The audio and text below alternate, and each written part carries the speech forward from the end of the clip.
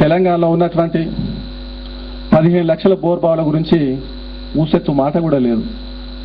9 గంటలు నాణ్యమైన కరెంటు ఇస్తామని చెప్తున్నారే తప్ప ఏ విధంగా ఇస్తారనేది కూడా అందులో స్పష్టత లేదు. నల్గొండ జిల్లా లోపల నల్గొండ జిల్లా హెడ్ క్వార్టర్కు దాదాపుగా 8-10 కిలోమీటర్ల దూరంలో ఉన్నటువంటి ముషన్పల్లి గ్రామాన్ని తీసుకున్నట్లయితే ఆ ఒక్క గ్రామం లోపలనే దాదాపు 5,000 బోర్బావులు అనేవి ఉన్నాయి. బైరా రామరెడ్డి అనే రైతు ఒక్కడే 56 బోర్బావులు వేసుకున్నటువంటి చరిత్ర అనేది మనం చాలాసార్లు పేపర్లల్లో మ్యాగజైన్లు చదవడం జరిగింది. ఈరోజు బైరా రామరెడ్డి పేరు బోర్ రామరెడ్డి. ఆయన బైరా రామరెడ్డి కాదు, ఆయన బోర్ రెడ్డి అయిపోయాడు.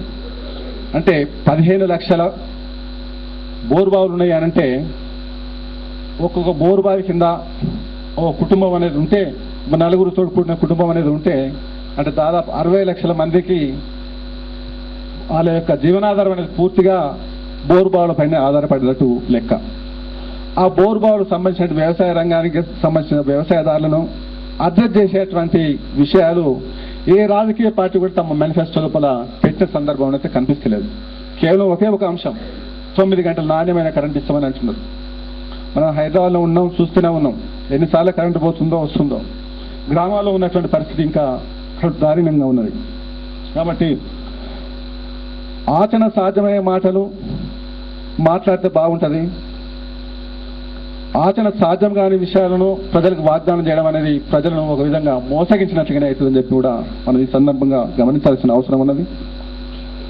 ఒక రాజకీయ పార్టీ 2 బెడ్రూమ్ అపార్ట్మెంట్ కట్టిస్తానంటే ఇంకో రాజకీయ పార్టీ ముందుకు వచ్చి 3 బెడ్రూమ్ అపార్ట్మెంట్ కట్టిస్తానని చెప్తున్నది తప్ప అది ఏ విధంగా ఎట్లా చేస్తున్నది మాత్రం కూడా స్పష్టంగా చెప్తలేరు.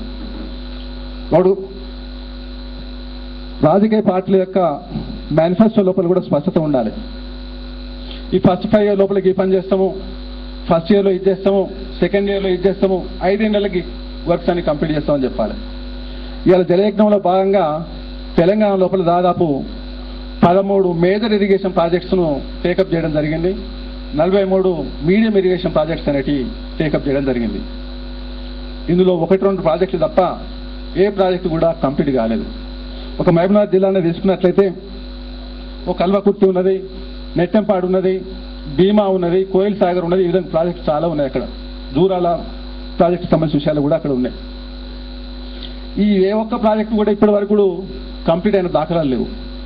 అంటే నెట్టెంపాడు అదే విధంగా ఉన్నది, భీమా ప్రాజెక్టు అదే విధంగా ఉన్నది, కల్వకుర్తి ఎత్తిపోతల పథకం కూడా అదే విధంగా ఉన్నది, కోయిల్ సాగర్ కూడా అదే విధంగా ఉన్నది.